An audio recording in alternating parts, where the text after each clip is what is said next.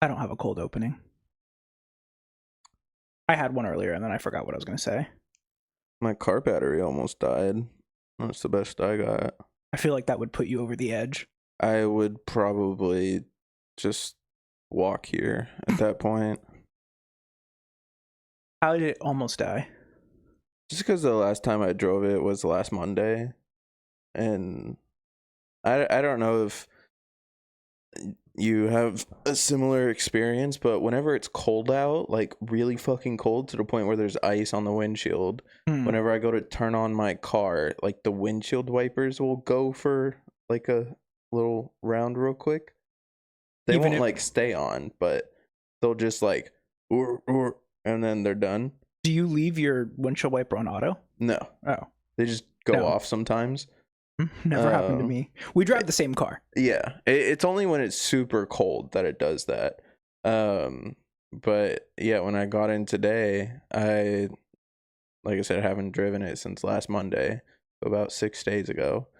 And I go to turn it on, and then it's like the engine cranks, and then it kind of stops for a second, and then it fully turns over and like fires up and everything. And then it was like, oh, push start button malfunction. And I was like, what the fuck? Oh, it does that to me sometimes, but it gives me different messages. So if I don't depress, or I guess press the brake pedal enough, it'll say that. Yeah. And then sometimes it'll say, oh, you're trying to start your car, but like you didn't press the brake. Press the brake. Yeah. No, I was doing it the right way, but it was just like push start button malfunction. Take your car to be serviced. And I was like, well, one, I'm not doing that. Oh, yeah. And two, I was like, surely if I just turn it off and turn it back on again, it'll be fine. So I'm sitting in my car, I'm letting it run, and I look it up, and it was like, oh yeah, that like 99% of the time that happens if your battery is on low voltage and you go to start your car, it'll give you that message. So you got to drive it. Yeah. The other 1% of the time is like if you have some aftermarket key fobs, sometimes they're like a little bit funky. And I was like, okay, so it's just low voltage. And so I turned it off about 2 minutes later when I got to 7-Eleven. And then I got back in my car and I'm like, man, I really hope my car starts. And, I mean, it did, and I'm here, so it should be fine now. But yeah, you let your car idle for like 5 minutes before you drive, right? Yeah. You should be. Yeah. And you drove on the freeway, so supercharged now. Yeah. Probably just got to like turn it on and let it sit. Maybe drive it around the block. Maybe every couple days. Yeah. I've been, now that I have absolutely nothing to do, I've been telling myself, okay, time to get a good gym routine going. And then I just sleep for like 10 hours. Revenge body for getting laid off is crazy. Yeah. Yeah, no, I haven't been doing anything. I haven't been going anywhere, really. The first time I left my house was on Friday when I hung out with you and Joe. That's crazy. I could not leave my house. It's like driving me insane, but I have... You just gotta go on walks. I mean, there's not really anywhere nice to walk around where I live. No. But yeah, I don't want to drive my car, even though I should, because it's like got a quarter tank of gas, and I don't want to buy gas because I have no income. Yeah. So I don't know. You're gonna be one of those... I talked about how miserable I was last week. I don't want to do that again. You're gonna be one of those people that like you pull up after them at the gas station and it's like $5 for a gallon. Yeah. Just like 1 gallon. I mean, I got a new job this week and I basically told my boss to go kill themselves. One of the greatest days of my life. I'm so glad to be done at my current job, even though I'm probably not going to be leaving my current job until Memorial Day at this point. They have said, like, you have this job no matter what, right? It's still not doing, like, some background check thing or anything? I have to do a background check, but I mean, this is the whole thing. So I have to do the background check and I have to go in to get my fingerprints done. But my fingerprints are all over the federal databases. So I'm like, why do I need to go get them redone? Like, nothing has changed. I don't have new fingerprints. I don't know, just in case. Because I was thinking about the background check part of it, and I was like, you remember that episode where I talked about, bringing a little something to a center of public transit? Yeah. I wonder if that's going to come up in your background check, and they're like, oh, no, we can't. No. I mean, it's pretty much... It's just reactivating my old clearance. And I have my old... Like, I haven't committed any felonies since then, to my knowledge. But I go do that Wednesday, and then because it's a transfer and not a promotion, they can keep me up to 30 days. And my boss was like, I'm keeping you for 30 days. And I was like, okay. So I'm like, I'm like, I was talking to Joe about it, and he was like, what is the benefit if you're not getting a pay raise? And I was like, I'm not at my current job. Yeah. Like, it's just, I don't have to deal with the bullshit anymore. Yeah, that's like one of two things that you would change jobs for right now, is either more money or the same amount of money but like less bullshit. I mean, I guess I technically am getting like a net raise because I pay $12 twice a week, sometimes 3 or 4 times a week if I go to work, like actually go to my office to park. And I get free parking now. So it's not like horrible, but the thing is like my commute's about to get longer because now I got to go out to Rancho Cordova. Aw. Yeah. Poor baby. Go drive a little bit. Honestly, I was talking to, because one of my current coworkers is actually going the same place I am. He also got a new job, and he was like, yeah, I'm from LA. Like, make me sit in 40 minutes of traffic, I'm fine. Like, yeah. And at this point, I'm like, the 40 minutes of traffic is worth it because I'm just so fed up with my current job that like, I just need to be done. And I can also get like overtime from working from home now instead of having to like go do stuff. Yeah. So, dude, it is always so like, you never realize how much kind of background sound there constantly is in places. This is a completely different topic, by the way. I was just thinking about it. You never realize how much background sound is like in your house or wherever you live. Yeah, a lot of people, until the power goes out. Why did your power go out this week? Yeah, at like 2:30 in the morning, the entire complex just lost power. Just no reason. There's no storm. It's not windy. There's no like somebody crashed into a power pole. Yeah. Oh. And I was like, damn, it's like really fucking quiet. Which it's 2:30 in the morning. We had like our windows open and everything. It was already like quiet outside. Yeah. But like the constant kind of electric buzzing that you hear is just not there anymore. And then you're like, wow, it's gone. Yeah. The other day there was a shooting on the freeway, right? I live on a freeway. There's a shooting on the freeway outside my house. And they had the freeway closed down for like 12 hours. So there was just no cars, and it was weirdly just quiet. I was like, wow, you never realize like how loud the 18-wheelers are going by. I mean, I sleep with my windows open, so like they put me to sleep. Yeah, like, I used to fall asleep to car sounds all the time. When we go like camping and it's just like nothing out there, it's hard. Like I'm like, can I get a white noise of like some horns and maybe like a helicopter going overhead? Yeah. That's why whenever we go out camping, I always get like belligerent because it's like I cannot sleep if I do not have some sound. Yeah. I'm like a little baby. I need a white noise machine. That's why like dead of winter, not that it's like ultra hot in our apartment, but I had a fan on constantly when I was sleeping because I need like some sort of sound. Yeah. Or else I just can't sleep. Are you a cold room person? Oh yeah. Okay. So I'm a cold room person, and when I lived in Reno, it was the best because in my nice apartment, I just left my sliding glass door open. Even when it was snowing.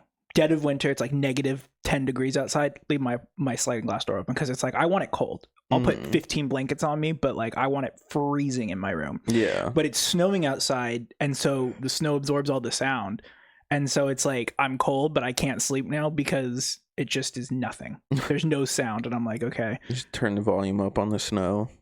Like, I got to open YouTube and go to an AI traffic New York street. Oh, God. What the fuck did I see? Have you ever seen those videos where it's like, however many hours of silence occasionally interrupted by like gunshots or like a fart sound or something like that. Lo-fi. Kind of. Lo-fi beats mixed with people screaming in the background. Yeah. But fuck, I'm trying to remember the one that I saw. It was fucking hilarious. Man, I'm never gonna be able to find it, but I saw one of those recently and it was really insane. I've been thinking about when I stream, just like kind of play that in the background. Mm-hmm. Just like hour of silence interrupted by insert whatever I'm feeling. It's because I think it would be funny if every now and then just something happens. You gotta have like when you get another job, you gotta hire someone to come into your apartment and like throw a pie in your face every like so often while you're streaming, marathon streaming. I can't. The people that stream like 24/7, they're like, "Oh, I'm streaming for a month straight." Do people actually watch that? Mm-hmm. That's crazy. I can't. Let me see. Yeah, they got like hour of.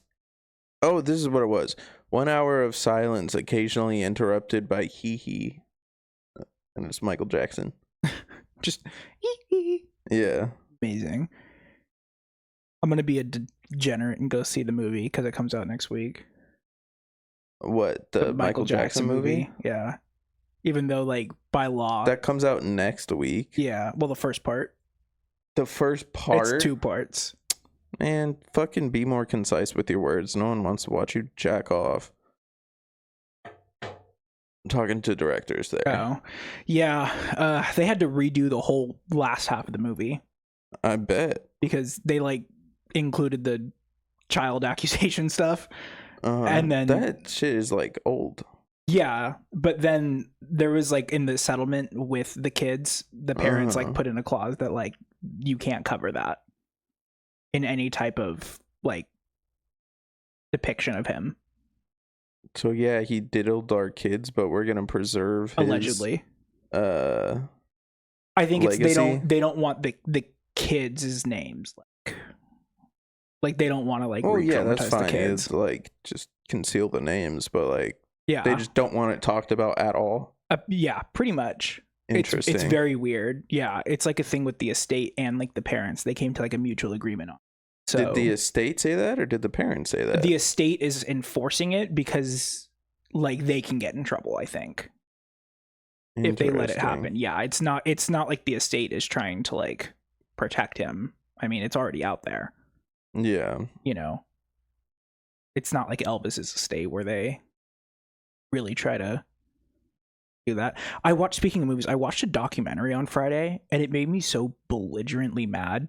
Like I almost like wrote a letter to HBO and being like, take this down. What was it on? These murders out in Connecticut. And the thing is like the murders were horrific. So it was basically these 2 guys like broke into this family's house like while they were home, which is like crazy. Mm-hmm. And they like held them hostage. And there was like one guy who was like, okay, I'm going to take the mom. We're going to go to the bank and we're going to like liquidate their assets. And then we're going to like leave. And so he leaves, and then the other guy like stays, and he ends up like sexually assaulting the youngest daughter, who's like 12 or something like that. And then the other guy gets back with the mom, and basically this is where it gets muddled because there's 2 different stories because they basically turn on each other like in the confessions, because this is the whole thing. The robbers? Yeah, this is the whole thing. They were arrested on site. Okay. There was no like if, ands, or buts about who did this or why they did it or anything like that. Like that happened and the police caught them. Okay. The house got set on fire in some way, shape, or form. The dad gets out because the dad was tied up down in the basement, and he like gets out, but he's like tied up. His like legs and arms are still tied up. So he's like hopping out or whatever. Mm-hmm. And again, like the accusation that's being lobbed is that like the first responders on site just did nothing. Like they refused to go into the house, and he was like, hey, my wife and kids are in there. The house is on fire. Please go save them. And like they're accusing the police of doing nothing. And so the police were on there before the firefighters? Yes, because people were getting mad at the police? Is that what I'm getting at? Everyone was kind of mad at all the first responders, because what happened is when they went to the bank, the guy sat in the car and like waited for the wife. So the wife just went in and was like, hey, I'm being held hostage. Yeah. And so the bank was like, okay, we'll call the cops. Like, you go back, act like everything's normal. Like, just try and like go with what they want. And the cops will meet you at your house. And so the cops got there and it was like a hostage situation, but the dad escaped and was like, the house is on fire. My kids and wife are up there. They're still inside. Please go get them. And like the police or firefighters or whoever was on scene, like whatever first responders were on scene, did not go in. And so like the community was kind of like irritated with that. And so the documentary like talks about it for like a brief second and then moves back into the perpetrators. So wait, who died in this? The wife and the 2 kids. They burned in the fire. They burned in the fire. Okay. And so that's like the whole thing is the dad survived. Were the robbers also out of the house at this point? Yes, the robbers like got out of the house and like they went on like a brief chase, but they like literally caught them like a couple minutes later. Oh, so they didn't get arrested on site, like you said 2 minutes earlier. I mean, pretty much on site. Like there was no, but this is the whole thing is like there was no like, oh my god, who did that? Like they just the situation was over. Okay. Like the whole scenario was over, and then like they arrested them, and then they were like, we will plead guilty. Like. Like this was an open and shut case. I didn't understand why they were making a documentary about it, because they started to be like, oh, the police didn't do enough like on the day of the murder to like save the people who were still very much alive when they got to the scene. Okay. And then they like never talked about it again. So then they started going back to the robbers and like talking about why they did it. And it's like, we know why they did it. They were literally in prison like for their entire life leading up to this robbery. Like they're just fucking career criminals. Like I don't know like why we're trying to like dissect this. And so they start interviewing the families of the robbers, and the family of one of the robbers is like performatively like, yeah, I hope they put my brother to death. And it's like, you don't have to say that.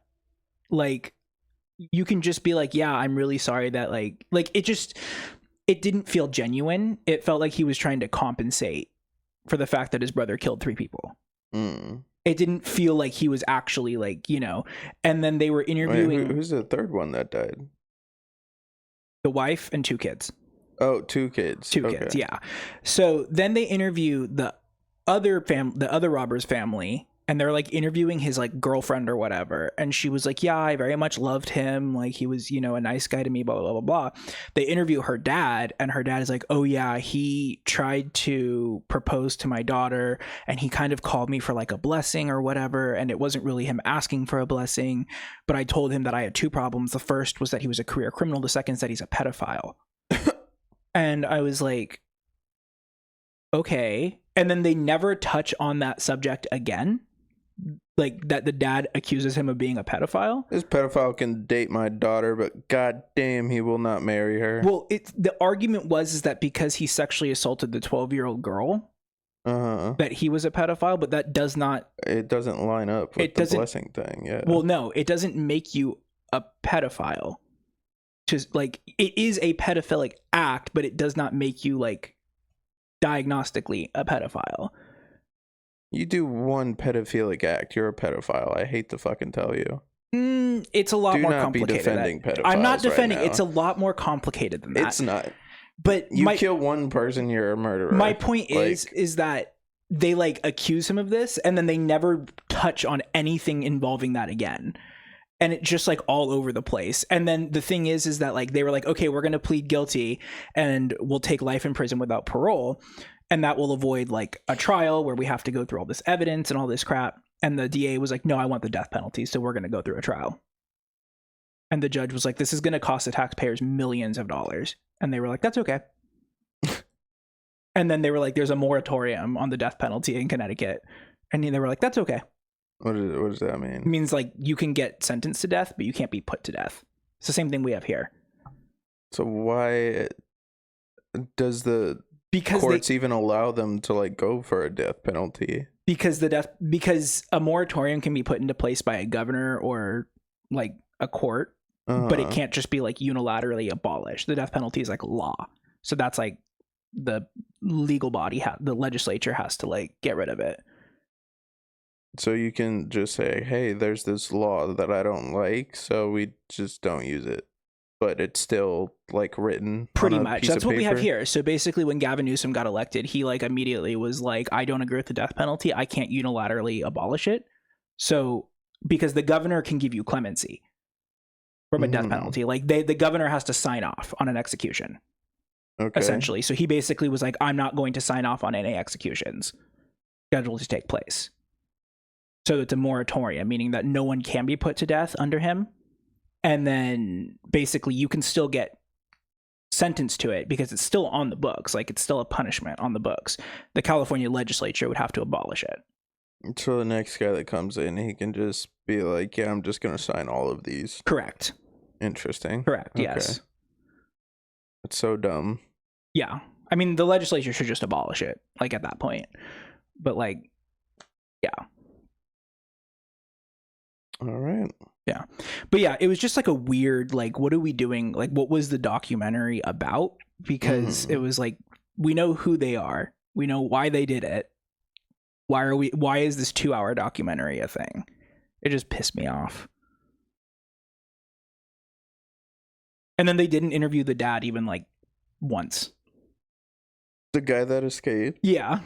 They're just like, eh. They interviewed like his sister, his sister's husband, like everyone but him. That's crazy. And it's like, okay, maybe he didn't want to be interviewed, but like, yeah, he could have declined, but like at that point, don't make the documentary then. Either one, don't make the documentary, or like state that in the documentary. And they never said that. Interesting. Yeah, it was so bad. It was so bad. But you know what's not bad? Episode 61. Oh yeah. Of the Learning Curve podcast.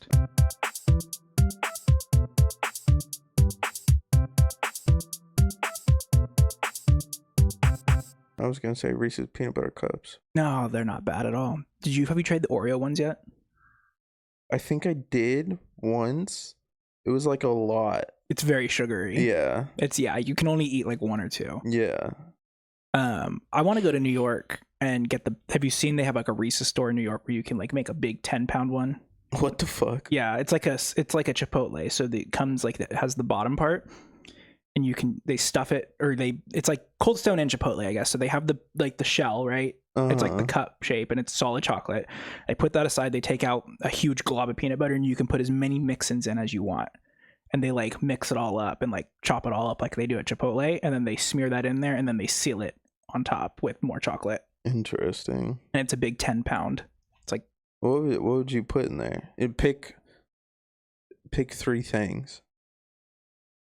probably marshmallows. Okay. Or marshmallow cream. Not marshmallow, it's like marshmallow cream. Okay.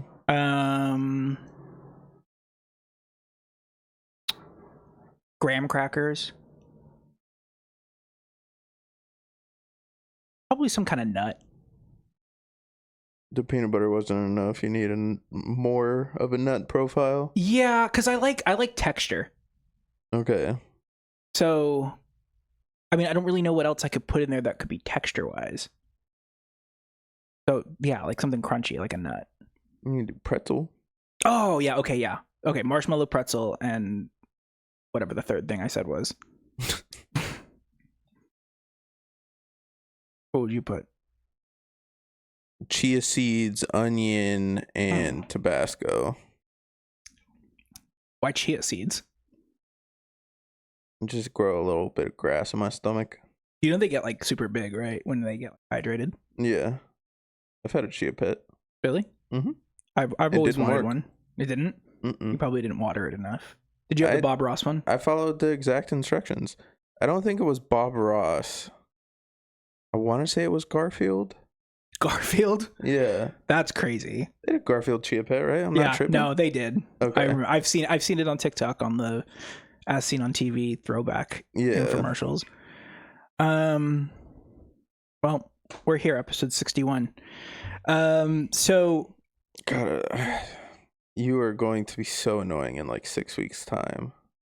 No, I promise I'm not gonna do a 6-7 thing. I promise. So did you hear it was on Easter in Iran, like a fighter jet got blown up mid-fight or whatever, and they like crashed, and they had to go rescue the fighter pilot. Yeah. And they like the CIA was able to like recover them through like some heartbeat sensor, fucking Dark Knight spyware. Yeah. So that's horrifying, the spyware that they're using.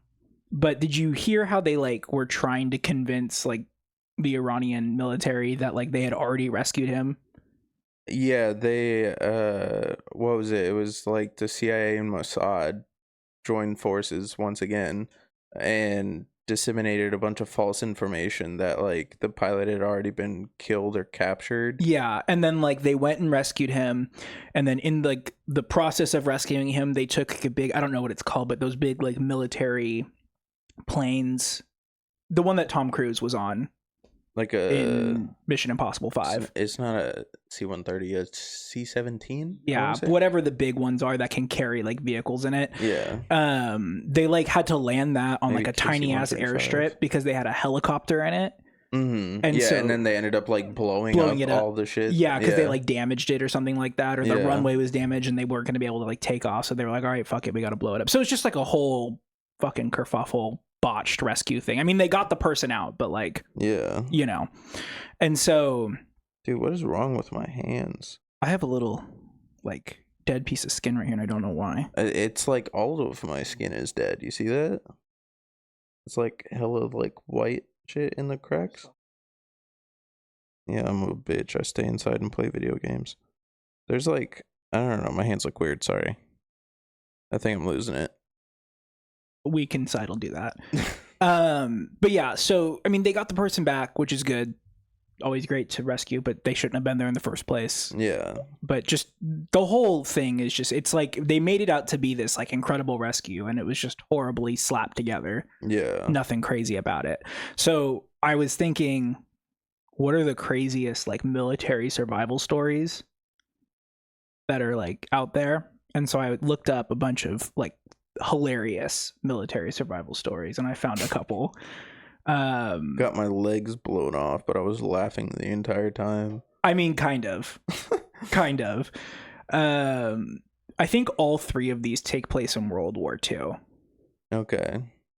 So the first one that I have, so I have three, is Hiro Onada, and he's a Japanese soldier. So he's a Japanese soldier who served as a second lieutenant in the Imperial Japanese Army. This was during World War II, obviously. And he was most famously known for holding out on Lubang Island, which is in the Philippines. Lubang? Lubang. Yeah, okay, Lu Bang.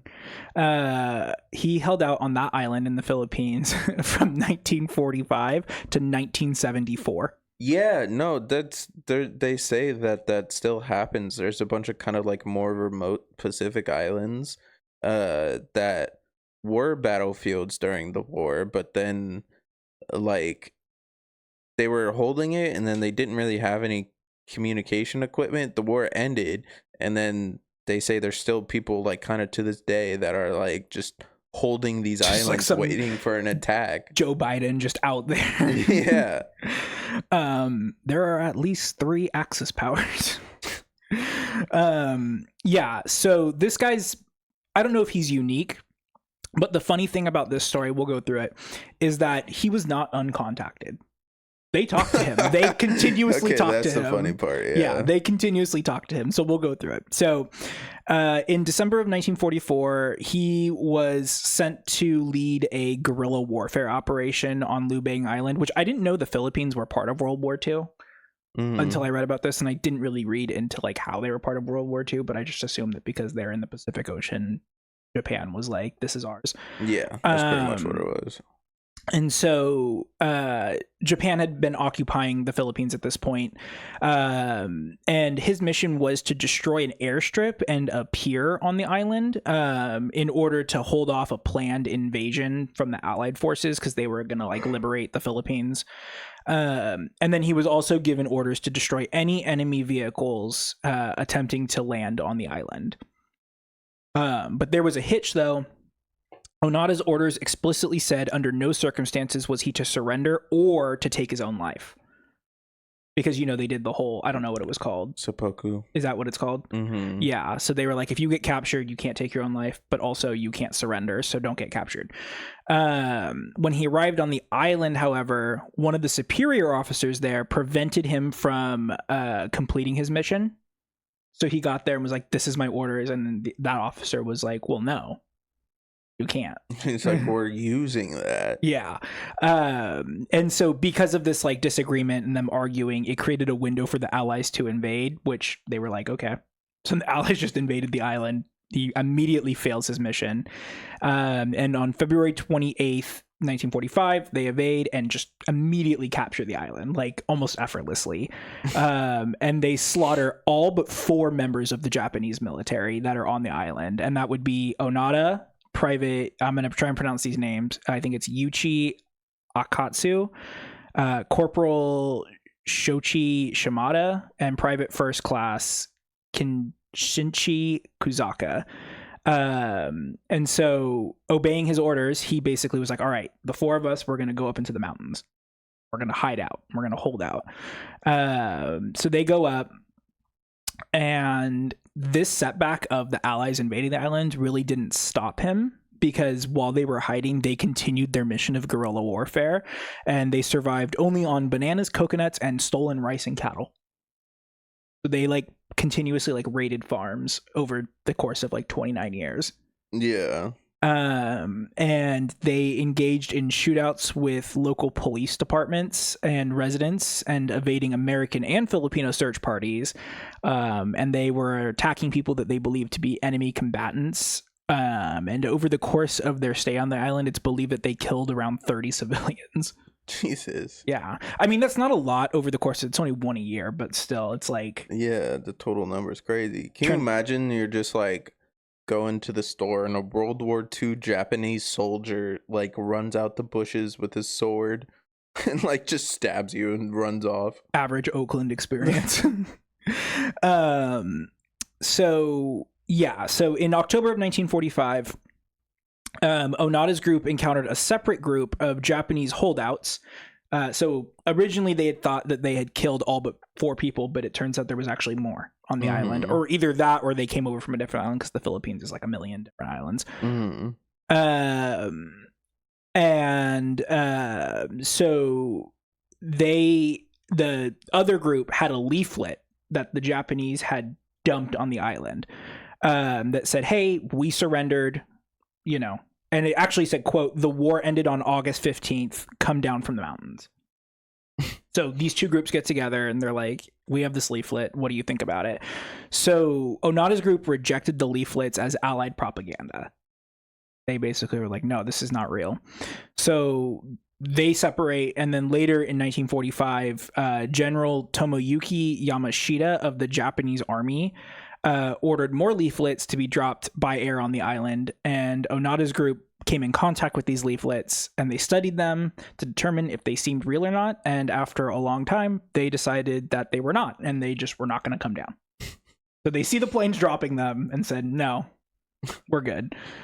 Time jump, 1949 comes along, and one of the group members separated from the group under unknown circumstances and then surrendered to the Filipino army about a year later. So they got in like a fight, and this guy went off on his own for like a year. He surrenders in 1950. And this desertion from this like the main group of holdouts caused more skepticism among the group, which made them less like willing to actually come down from the mountains, because now this guy got captured by the Filipino army. These are the most stubborn soldiers in the world. Oh, yeah. So then in 1952, the Japanese military dropped letters from their families. So they basically like went to their families, were like, can you please tell these people? And they dropped all these letters of the soldiers on the island in an attempt to lure them down. And they studied these and also concluded that they were fake. Like, well, the first 2 were fake. This letter in my wife's handwriting, definitely fake. Yeah. She's like, I'm married again. What is the term for a guy? Cuckold? No. There's like a military term for the man that the woman cheats on while her husband's deployed. The man the woman cheats on? The man the woman cheats with, excuse me. Oh. think it's a Jody. It's called a Jody. Oh, okay. Yeah. So June of 1953 was the real start of the troubles for the group, even though they've already gone through a lot. If you haven't counted anything thus far, they got into some trouble when Shimada was injured in a shootout with some local fishermen. So the police, okay, you see some people walking around, they look all official in uniforms and shit like that. I could see you mistaking them for enemy combatants. But fucking fishermen, oh, they got fucking overalls and straw hats. Like, kill them. Like, what? Why are you engaging in a shootout with fishermen? They knew about the Viet Cong ahead of time. I mean, yeah. And why do the fishermen have guns? I mean, depending on what they're fishing for. Yeah. So this guy gets injured in the shootout, but Onada was able to nurse him back to health. However, 1 year later, in 1954, they were in another shootout, but this time it was with the Filipino army. So the aim was a lot better. And unfortunately, and this was just an army doing a training exercise. So they weren't even looking for them. They were just like out in the hills doing a training exercise. So the same guy gets shot again, and this time he dies. And so there's only two left now, because we have one that deserted and then one that got killed in the shootout. So there's two left, Onada and Kusaka. They were able to make it 20 more years until 1972 without much more trouble. So this was in 1954. So 1972, that whole time they were just kind of up in the mountains minding their own business, raiding cattle farms and rice fields, not doing too much. And let's see, in October of 1972, Kusaka was also killed in a shootout with local police while he and Onada were conducting a guerrilla raid on a village and its rice fields. So they were just like, we're going to kill this entire village. And they got killed, or one of them got killed. So now Onada's by himself. 1972. So he spends 2 years by himself. And in 1974, he encountered Norio Suzuki. I have no idea. It is spelled exactly like Suzuki. So I have no idea if this is just like some family member of. It's not an uncommon last name in Japan. Well, it's not an uncommon first name in Japan. Either way, so he encounters this guy who is a Japanese traveler who was on a mission to look for Lieutenant Onada. And he cited his mission as being to, quote, look for Lieutenant Onada, a panda, and the abominable snowman in that order. That's what he wrote in his journal. That's so funny. So Suzuki spent 4 days on the island looking for Onada. He found the abominable snowman. Not, I don't know. Couldn't find Onada. In the Philippines, he found snow. Yeah. So he contacts Onada and actually earns his trust somehow. Unknown how he earns his trust. But Onada was like, no, I'm not coming down. And he was like, I'm not coming down because I need orders directly from my commanding officer who sent me here. Be like, I hate to tell you Who's this. Yoshimi, or like he was based in Nagasaki. Sorry. So his name was Yoshimi Taniguchi. So Suzuki goes, okay, that's fine. So he goes back to Japan and goes to the Japanese military and is like, hey, I found him. We need to find this guy. So the Japanese army unretires this old commanding officer, commissions him back into the army, and they fly him out to the Philippines, who gives Onada the following orders. In accordance, and this is a quote. You're going to stay up here till you die. Right. So this is a quote. In accordance with the Imperial Command, the 14th Area Army has ceased all combat activity. In accordance with Military Headquarters Command number A2003, the Special Squadron of the Chief Staff's Headquarters is relieved of all military duties. Units and individuals under the command of the Special Squadron are to cease military activities and operations immediately and place themselves under the command of the nearest superior officer. When no officer can be found, they are to communicate with the American or Philippines forces and allow their directives. So basically he was like, you need to surrender. I'm changing my mind. You can surrender. So finally, on March 10th, 1974, Onada officially surrendered to the Filipino authorities. And the president of the Philippines, I don't know his first name, but Marcos was there, and he granted him a full pardon, like on site. You're good. You killed 30 of our people, but you're good. And You killed 30 of our people and you were tantamount to the chupacabra in these parts, but you're fine. Yeah. So they kind of granted him a full pardon and they sent him back. But this was kind of the weird part. So on his person when he surrendered, he had a sword, a functioning Type 99 rifle, 500 rounds of ammunition. God damn. Hand grenades, and a dagger initially intended to kill himself if he was captured that was given to him by his mom. So 30 years and he still has 500 rounds? I'm wondering if he raided it from like police stations and military stuff, because he did get in shootouts with these people. Yeah, but I mean, I wouldn't imagine that they just carry around like boxes of ammo. That's normally like locked up in an armory in the police situation. How many rounds can fit in like one of those little ammo boxes? Depends on what caliber it is.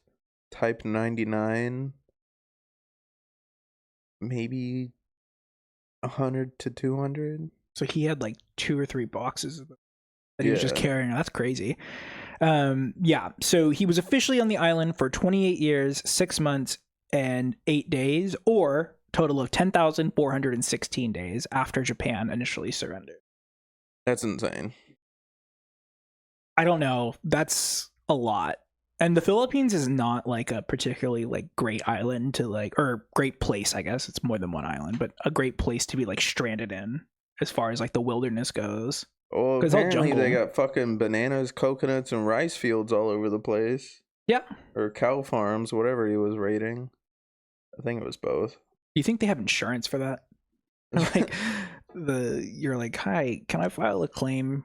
The Japanese chupacabra just I'm here to cash in on my chupacabra insurance. That's crazy. Okay. So the next guy is a British guy. His name is Digby Tatham Warder. Okay. So motherfucker's name is Digby? Digby.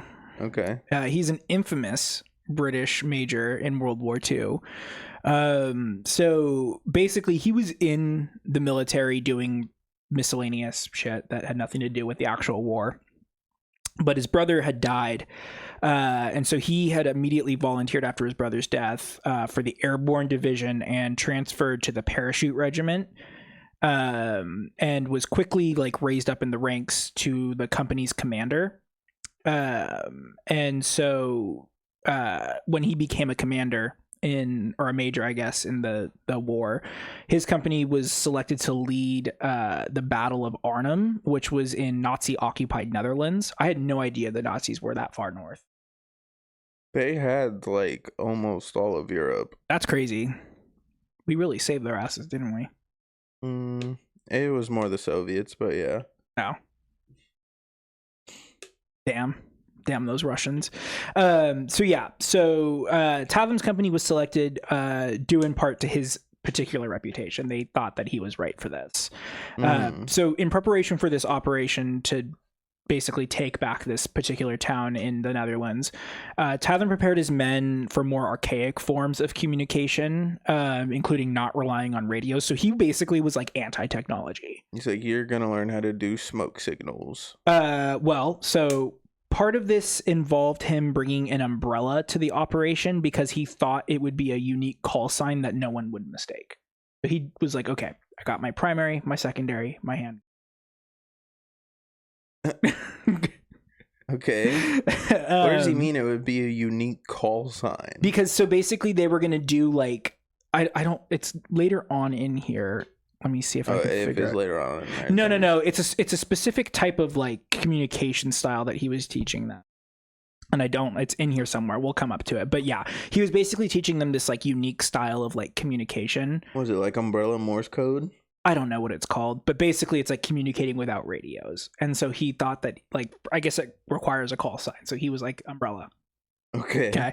So as they began their assault, Tatham's company was airdropped away, just away from the target, which was a bridge. I guess that's like what they were trying to like take out or something like that. And they managed to travel 8 miles in 7 hours and capture 150 enemy soldiers along the way. So they weren't even killing them. They were just like capturing them. It's like, hey, we're going for a walk. Yeah. So he used his beret and his umbrella as a physical beacon. I guess he wore a beret, not a helmet. So they fucking airdropped Curtis Sliwa into the battlefield to lead his men, and they led. Which one's their commanding officer? I don't know. Shoot that one with the stupid looking hat. Yeah.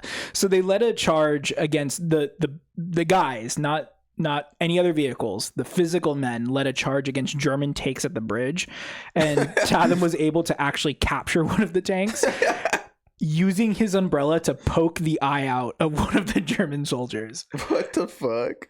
Could you imagine you're like in the tank, you're like, das ist gut, and then the fucking hatch opens and an umbrella just fucking the penguins up there. That's fucking insane, dude. Yeah. There's this guy. I don't know if it's there's an anime that I recently watched called Gotchi Akuda. It's about trash, pretty much. But there is a guy that fights with an umbrella. But his umbrella has like blades in it and shit. Well, that's the whole thing. Is this is all fiction? This is real. Like this actually happened. He's just like a normal umbrella. So shit like that does happen. Yeah. So during the battle, Digby notices. I'm just going to call him Digby because he has 2 last names. So Digby notices that the battalion's chaplain. I don't know why they brought a chaplain out with them. I guess to conduct last rites for people who were injured. The British or the Germans? The British. Yeah. They were like, we have to have this priest. I mean, it makes sense for either of them to. Either way, well, they're doing a mission. This isn't like a command post. This is like they're like yeah. They were just supposed to go capture a bridge, and now they have like a third of the Nazi army just kind of hanging out with them. Yeah, plus a tank. So they noticed the battalion's chaplain pinned down by enemy fire while trying to cross the street to get to injured soldiers. So Digby got to him and said, "Quote: Don't worry about the bullets. I've got an umbrella." I don't know if his umbrella was like the fucking like I don't know if you've seen the Kingsman. Yeah. I don't know if it's like one of those umbrellas, but just like when you were saying umbrella, you're talking. I'm talking an umbrella. Like an umbrella isn't something else. Like one of the things that they have in the Rolls Rolls Royce. Like British word for it's umbrella, an umbrella that means something different. It is an umbrella. Okay. So he then escorted the chaplain across the street under his umbrella. Under the umbrella. Yeah. So he was holding it above them as they're running through the street. He's not like. Yeah. Okay. I don't know what that does. When he returned to the front line, one of his fellow officers said about his umbrella, quote, "That thing won't do you any good." To which Digby replied, quote, "Oh my God, Pat, what if it rains?" So he's not talking about how he poked out some tank commander's eye or like just somehow managed to use it to cross the street. Also, how the fuck does he use this to communicate? You don't know. I don't know. It doesn't say. So throughout the battle, Digby and his crew continued to fight until they straight up just ran out of ammunition. And a lot of them were also injured by shrapnel because there was a lot of explosions. And eventually their radios failed, as Digby had predicted.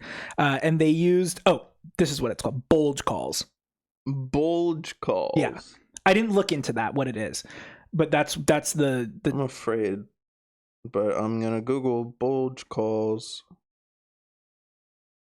You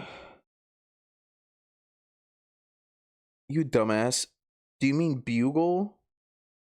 Bugle calls, yes. Fucking idiot. I type bulge. God. I type bulge calls, sorry. Bugle calls are short tunes used in the military to communicate and signal events. Yeah, it's just like they play a song to signal something. Yeah, so I don't know how he was using an umbrella to do that, but I don't know how he was using an umbrella to do that. So they used the bugle calls, but they were all eventually captured. So they captured a tank, they captured 150 people by walking, and they still somehow get captured because they ran out of ammunition, right? So now remember, in this whole thing, he was injured by shrapnel, so he was taken to St. Elizabeth's Hospital, which was under enemy control. Obviously, it was not strategic for him to stay under the care of the Nazis, so he was like, okay, we're going to escape. So he did. Him and his second command, Captain Tony Frank, were in their hospital rooms when the German nurses left them alone. The two left out the window. They had created a compass. This is crazy. They created a compass using the buttons from his uniform. Well, I mean, they were metal buttons on their uniform. Yeah. So also, this guy is famous for. He did wear a beret in some pictures, but when he went into battle, he wore a bowler hat. Mm-hmm. I'm just now finding out. Is it the guy that I'm talking about? Yeah. Can I see? I didn't look at a picture of him. I mean, this picture is just a beret, but this is saying he wore a bowler hat and carrying an umbrella. I want to know how he used the umbrella to do the bugle calls. I'm assuming it's like a call. Maybe he's like 1, 2, 3, pumping it up and down. Maybe. I don't know. Because how can you translate music notes to the opening and closing of an umbrella? Who knows? This is the British, man. So so they make the compass with the buttons of their uniform, and they head towards a small town where they were sheltered by a Dutch woman who put them in contact with her neighbor, who was able to disguise the two as painters and connected them to Dirk Wildboer, who was the leader of a local Dutch resistance group. To like combat the Nazi occupiers. So Wildboer supplied them both with a bike and fake IDs, including one that was a deaf mute son of a lawyer. Okay, so he didn't use the umbrella to make the bugle calls. He taught his men how to use bugle calls and shit like that. He took an umbrella with his kit as a means of identification because he had trouble remembering passwords, and felt that anyone who saw him with it would think that only a bloody fool of an Englishman would carry an umbrella into battle. Well. So it was like, you know how they have like call signs and counters for like undercover people and shit like that? Yeah. I guess he was thinking it would be the same thing because he just couldn't fucking remember like the passwords. So he's like, yeah, I'll be carrying an umbrella, just look for me. What is the call sign from Tenet? It's like, we live in a twilight world. Yeah. So anyway, so they gave him fake IDs, and Digby assumed the identity of a deaf mute son of a lawyer. Cool. He's just running around Helen Kellering it. So on these bikes that they have, they now slowly made contact with over 150 escaped soldiers. So the Nazis captured all these people and just lost them. Just a game of like fucking chess. And they coalesced into one group and formulated Operation Pegasus, where they biked all of them, biked all the way to the Rhine River and flashed a V for victory using a flashlight to the Allied forces across the river, who just ferried them over like Dunkirk and picked them up and brought them back to England. All right. Yeah. So guy was just weird. Just absolutely insane. It sounds more like when they were dropped in like plain clothes. Probably. And yeah, that makes more sense why he was able to run around and capture 150 people. Yeah. So but the tank thing is crazy. How do you not die to that? Were tanks still new in World War II or no? No, tank technology was like peaking during World War II. I mean, it's even more insane now, but like the tanks in World War II were insane, especially the German tanks. The German tanks were the strongest on the battlefield. They're driving their VW Beetle tanks around. Yeah. No, yeah, the German tanks were insane during World War II. I don't know. Like the American tanks put up a good fight against them, but like the Tigers and the Panzers were just leagues ahead of anything else anyone had. Clearly not leagues ahead of fucking British umbrella. foot soldiers. Yeah, all you need is an umbrella and a beret and you're good. The spirit of Winston Churchill. Okay, so this next one, this is the last one. I was going to take notes on it, but honestly, it's just a lot. So I'm just going to read you this article I found about it. So this guy's name is Imo Koivunen, I think is how you pronounce it. The crystal meth hero. There was a lot of meth used during World War II. So I'm just going to read you just the fucking whole article because I think it's just crazy. Sometimes a story is so outlandish that it simply has to be shared, and when that story involves inhospitable terrain, feeling Soviet troops stepping out onto landmines and consuming 30 times the regular dose of military-grade meth, then you really have a story. And this is his, Imio Kuvinins. This takes place in Finland. So it says, I'll go out on a limb and assume that you know at least of Finland, but I'll also surmise that you don't necessarily know how much or much of its history. They got a deep history of meth. Yeah. Do they? No, I have no idea. I don't know. Very much part of the Russian, formerly very much part of the Russian Empire. It became independent after the Reds came, and had its own civil war, and then was again invaded by Russia in World War II. In the very end, they regained independence after World War II, but on the provision that they stayed neutral, or as they called it at the time, Finlandization. The country basically trotted a close line between the commies and the capitalists. You can read about that here. This is something particularly interesting now with Finland looking to join NATO, something which might well bring another war, but back to the last war. So wait, Russia was doing side quests during World War II? They're like, we're going to kill the Nazi, also we want this little island over here back. Yeah. Well, Finland's not a little island. It's a big country. Well, I mean, comparative to Russia. Yeah, but it's on their border. That's why. Yeah. That's crazy. I didn't know that. So the Winter War started in 1939 when the Soviets, perhaps like today, thought that they could nip a quick win and be home by Christmas. It didn't exactly work out that way, and the Finnish resistance was extremely strong in terrain that they knew better than anyone else. This included hit-and-run attacks on skis, as well as skilled snipers. Getting fucking drive-by'd by a dude on skis. Poles, just get fucking... That's crazy. Yeah. As well as skilled snipers, meaning that the USSR was not having a good time. With the Soviets getting hit hard, the inevitable atrocities started to occur, and there were frozen corpses littering the country. Something had to give. Finland opted for peace in 1940 and gave up 11% of its country, and in theory, things should have stayed that way. That land now makes up what is known as the Finnish ASSR, and is the Republic of Karelia now.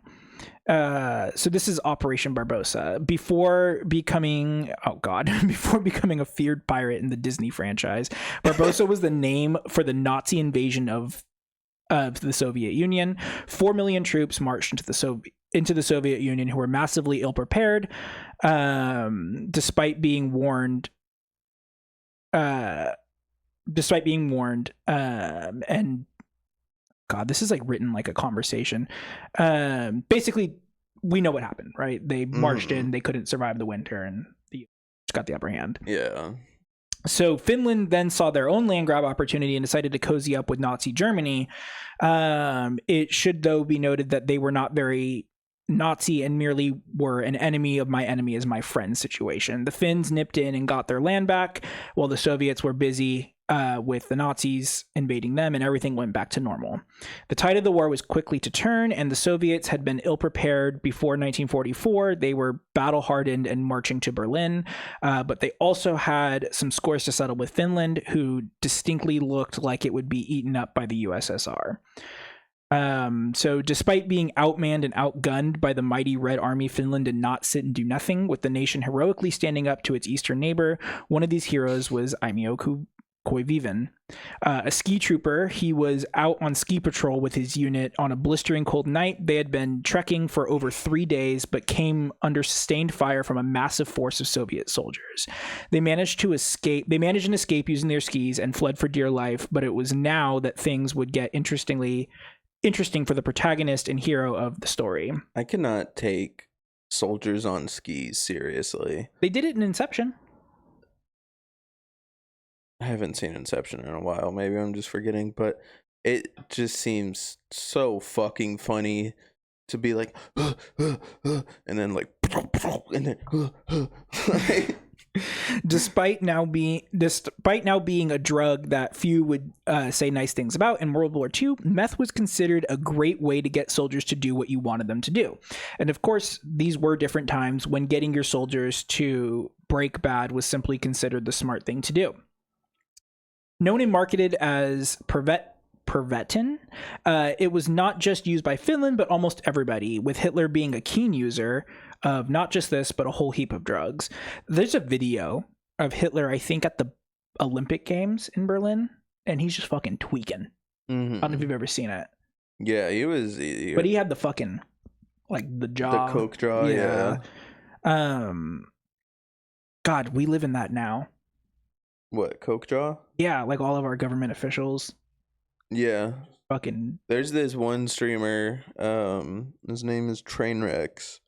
Pretty big. I don't know if he's on drugs anymore. I don't think he is, but he would do so much fucking coke when he was streaming. He would stream for like 3 days, just like playing online slot machines. And there's like several clips of him also playing Counter-Strike. And he's just like wide-eyed staring at the screen. He gets flashed. The entire screen is completely white, and then he starts doing the little coke jaw thing. Jesus. Okay, so the Finnish army had meth, and Koiviven had been tasked with looking after the drug stash for him and his comrades, the dealer of the group, if you will. Straggling behind the other two, cold as hell, and fearing Soviet capture and obvious death, Koiviven, unable to grab one pill due to his gloves, and well, the cold consumed the whole box. He consumed the whole box of 30. He just took 30 meth. I didn't know they had pills for meth. Mm-hmm. I thought you had to smoke it. That's just the way it's made now. Okay, because so it's not like made in a pharmacy or anything. So he takes 30 pills of meth. As expected, he immediately tripped out and eventually passed out to be left alone and in a ditch. He awoke to find he had no food or supplies with the Red Army unit approaching. He was, though, also still off his tits on meth, so he began a drug-filled journey home. Koiviven began a seemingly impossible expedition of over 250 miles in inhospitable terrain back to safety, dodging Soviet troops and surviving on pine cones. So methed out, he started eating fucking branches. That's hilarious. Just like clavicular. He did. He did treat himself to a Siberian jay, which he ate raw. The fuck is a Siberian jay? Like a bird. Oh. Jay. Gotcha. On the final hurdle, he stepped on a landmine which tore apart his leg, laying in a ditch for 1 week before dragging himself to safety. At the hospital, he weighed 94 pounds, and his meth-fueled heart was beating at over double the normal rate at 200 beats per minute. God damn. This is a week after he had taken this. Yeah, the meth is still working. The crazy Finn still refused to die, though, and he lasted until he was 71 years old, dying in 1989. Heart still beating at 200 beats a minute. Yeah, pretty much. I wonder how long it would have lasted. Like, I don't know. Well, you take that much, I would say a couple days. I don't think the 200 BPM is purely because of the meth. I'm sure it's probably had like some lingering effects, but I imagine getting one of your legs blown off by a landmine and then crawling all the way to a hospital is probably gonna put some strain on your circular system. Yeah. So basically he had just recovered from that. He dragged himself to safety. That's and fucking hilarious. Lived until he was 71 years old. See, drugs are fine. Do as many as you want. I mean, they were just giving you anything back then, but also I think the cut of it back then was different. Yeah, no, it was like a lot purer of a substance, and like I was saying, it was made in like factories and by doctors and shit, because they were like, so we can give our soldiers this and they'll stay up for 3 days. Pretty much, yeah. I mean, what they let the soldiers now take like hundreds of vials of what is the thing that like restarts your heart?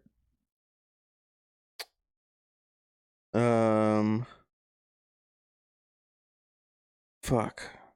You're not talking about it's not Narcan. Narcan like flushes shit out of your system. Yeah. I know what you're talking about though. It's like when someone's like having a heart attack, instead of like defibrillating them, you can inject them with something that will like stop their heart and then restart it. Yeah.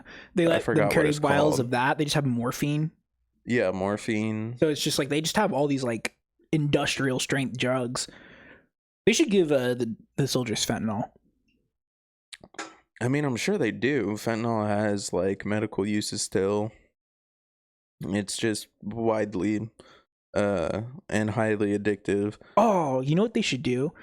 They should make like napalm but fentanyl. Drop on enemies, so like your enemies are just Fenty folding all over the battlefield. Just start like dusting battlefields with napalm. Yeah. Is that a war crime? I mean, it's not. I guess it is chemical warfare. I was about to say, I'm pretty sure it would be considered a chemical weapon to just like drop a drug on a bunch of people. Damn. To make them all overdose. Yeah, no, that has to be equivalent to like a fucking poison bomb or some shit. Okay, what about... No, I don't know. I guess you can't do any kind of bio warfare. Yeah, no, you cannot drop loads of flaming shit onto your opponents either. Damn. So we just got to do a good old-fashioned opium warfare and get all of our enemies, all the Cubans, all the Iranians. I guess we just gotta kill people with bullets like normal. Shucks. Damn. No more drones. I hate warfare now. It's so boring. Yeah, we really should get rid of the Geneva Conventions. Go back to trenches. No, you know what? Go back to... No, they have trenches in Ukraine. They're doing trench warfare all over that fucking country. They should go back to the fucking Civil War style warfare where you just line up and just shoot each other. Or what's that thing called that the Romans used to do where it's like the spears go out in front and then like... Oh, the like turtle shell formation that they did with the shields. Yeah. No, yeah. I feel like we should definitely go back to more traditional forms of warfare. All these like fucking fiber optic drones. Like fuck that. One EMP, one well-placed EMP and you're screwed. Get me a bunch of dudes, like each side picks 200 of their best dudes, and they're like, all right, we're gonna give you guys all swords, you're just gonna sprint at each other, and like some good old-fashioned fucking wrestle in the mud with the enemies. Try not to kiss them, even though you might want to, but they are your enemies, and then stab them with your sword. That's the whole... Pete Hegseth talks about like going back to like Roman times, but he just conveniently leaves out the gay sex. The gay sex with little boys. Is it that with the Roman? I thought they had sex with each other.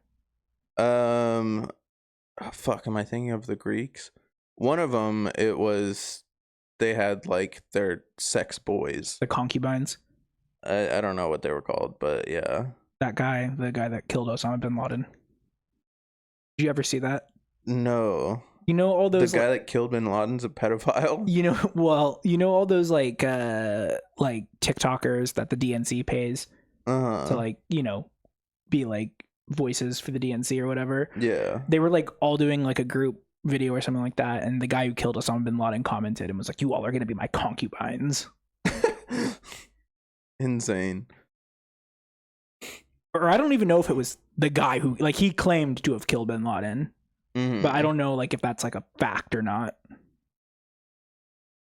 Yeah, no, I'm pretty sure it was the Romans. Maybe it was the Greeks, but they had something where it was like, oh yeah, women are for reproducing, but boys are for pleasure. Jesus. Yeah. They were kind of insane. Everyone go be more bisexual.